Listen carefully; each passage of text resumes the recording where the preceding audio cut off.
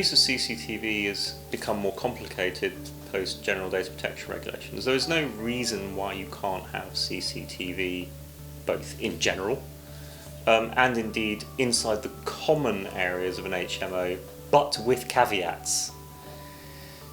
The first thing you'd need to do is you'd need to consider and satisfy yourself and really have in writing that it was actually necessary and served a purpose. So what is the purpose of having CCTV inside the common areas of your HMO? And you've also got to balance up the level of intrusion. So for example, if it's just at the doorway to check who's coming in and out, that's one thing. If it's like in the bathroom, then that's kind of weird and unlikely to satisfy the intrusion test, clearly. So there's an issue of where it is. The other thing is you have to tell people and have to have a clear notice up over who controls the CCTV and identifying who it is who controls it and where it is. And lastly, of course, you will be subject to potentially quite a wide range of data protection and access requests for people to have their data deleted. You will have to have a policy on deletion of CCTV data and what you're going to do with it. Someone who was going down this road, I would strongly advise to go to the ICO's website and read their guidance on CCTV. Although it's outdated and it's pre-GDPR, it's still valid, and follow it. But think very carefully. A lot of people think this is a solution. It creates its own range of problems. You will need to have a good reason to have CCTV in your property, and that's going to have to be based on some kind of historic set of issues or some specific set of problems associated with the property.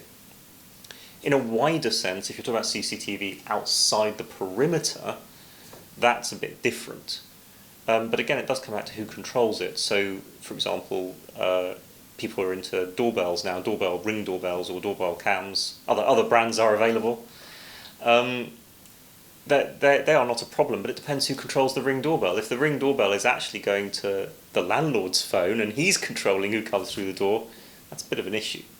If you're simply putting it in there as a feature and it's the tenants who have got access to the doorbell, then that's not so bad. But you'd have to consider the fact that if they're not connected tenants, so you've got a series of individuals renting separate rooms, they're going to have to. Obviously, they're going to see who each other's deliveries and visitors are, and realistically, you're probably going to have to get them to consent to that. So you're probably going to have to put some consent stuff in, because it would be very difficult to call it a legitimate interest because you don't need it. It's a convenience, and it's pretty private information potentially. So I think you'd have to justify it. I mean, the key points of CCTV always are: can you justify it? Are people agreeing to it, or is their agreement not required because it fulfills some legitimate purpose? And have they been told about who controls the information? If you can satisfy all those things, then fair enough.